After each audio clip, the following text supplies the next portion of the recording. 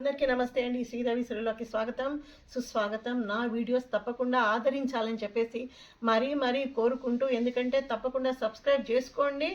చేసుకున్న వాళ్ళు తప్పకుండా చూడండి, చూసి ఒక 10 మందికి షేర్ చేయండి. ఓకే, ఈరోజు కూడా ఒక మంచి సబ్జెక్ట్తో నేను మీ ముందుకు వచ్చాను. ఏంటి అంటే, ఆడవాళ్ళు ఎప్పుడు కానీ ఆ స్త్రీని ఎప్పుడు కానీ భూమాతతో పోల్చారు కదండి.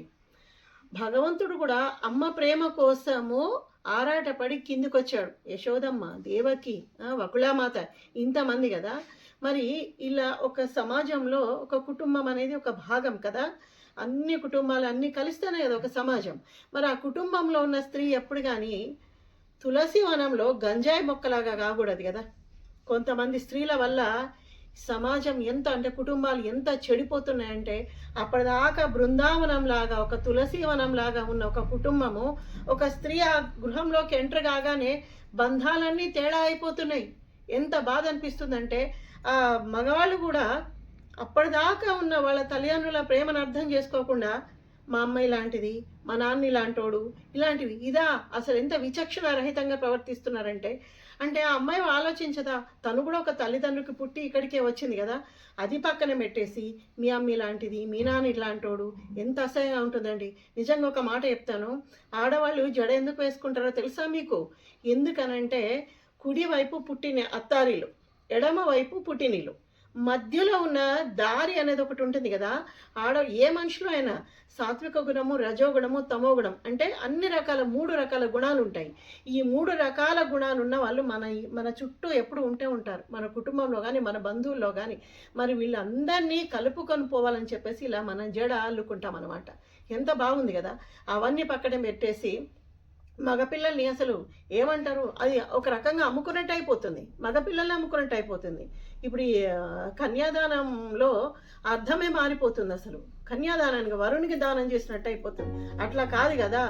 ఏ యుగంలో అయినా ఎప్పుడైనా సరే స్త్రీ ఎప్పుడొక బాధ్యతగా ఉండాలి.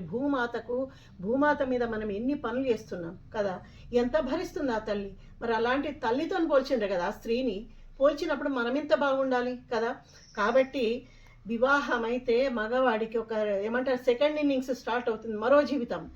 నీ వల్ల ఆ అబ్బాయి మనసు దెబ్బతినకూడదు, జీవితాన్ని దెబ్బతినకూడదు.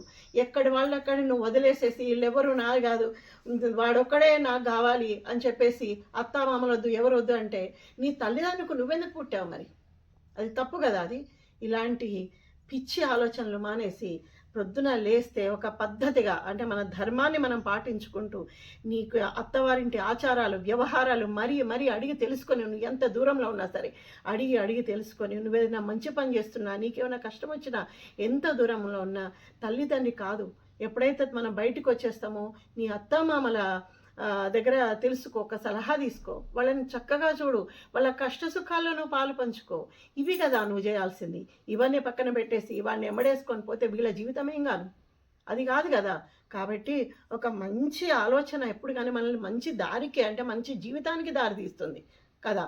ఒక చెడు ఆలోచన జీవితంలో నువ్వు ఒక్కరివి, నీ భర్త నువ్వే మిగిలిపోతావు. అన్నదమ్ములు ఉంటున్నారండి, అసలు ఎంత ఘోరం అంటే, పెళ్ళిళ్ళు అయిన తర్వాత అన్నదమ్ముల్లో ఎన్ని కలహాలు, ఎంత అసహ్యం. అది ఎప్పుడవుతుంది? అయితే పాపము పిల్లలు పుట్టి చేసి వాళ్ళ పెళ్ళిళ్ళు చేస్తే ఆ తర్వాత మొదలవుతున్నాయి ఈ గొడవలు. అది ఎంతవరకు న్యాయం? నువ్వు ఆ ఇంట్లో అడుగుపెట్టి నువ్వు కలహాలకు దారి తీస్తావా? ఎంతమంది అన్నదమ్ములు ఉన్నా సరే, ఎంతమంది అక్క చెల్లెలు ఉన్నా సరే, నీ తోబుట్టు వాళ్ళందరి ప్రేమ తర్వాతనే నువ్వు వచ్చినావు కదా. మరి అలాంటి నువ్వు ఫస్టే తులసి వనంలో ఒక గంజాయి మొక్కలాగా వచ్చే బదులు ఆ తులసి వనంలో ఇంకొక తులసి మొక్కలాగా నువ్వు కావచ్చు కదా. అంత చక్కగా నువ్వు ఆలోచించుకోవచ్చు కదా. ఇలా ఆలోచిస్తే కదా కుటుంబం అంతా బాగుంటుంది. 10 మంది నీకు ఆశీర్వచనం ఇస్తారు. నీ ఆశీర్వచనం ఏదైతే 10 మంది నీకు ఆశీర్వచనం ఇస్తారో ఆ బలంతోనే జీవితంలో నీ కుటుంబం ఉన్నతికి నువ్వు ఒక ఏమంటారు, ఆ కుటుంబ ఉన్నతికి నువ్వే కారణమవుతావు. లేదనంటే ఆ కుటుంబం స్పాయిల్ కావడానికి కూడా నువ్వే కారణమవుతావు. అది పక్కన పెట్టేసి, నేను ఒక చక్కని ఎగ్జాంపుల్ చెప్పినాను కదా, జడ ఎందుకు వేసుకుంటారని. మరి ఇప్పుడు ఏం చేస్తున్నారు, విరబోసుకొని దయ్యాల్లాగా తిరుగుతున్నారు. అట్లా కాదు, అప్పుడప్పుడన్నా కనీసం ట్రెడిషన్ కూడా ఫాలో అవుతూ, అప్పుడప్పుడు చక్కగా తయారవుతూ, చక్కగా పూజలు అవి ఇవి అన్నీ చక్కగా చేసుకుంటూ, మంచి పుస్తకాలు చదువుతూ, మంచి స్నేహాలు పెంచుకుంటే ఎప్పుడు కానీ మన ఆలోచనలు మంచిగా దారి ఇస్తాయి.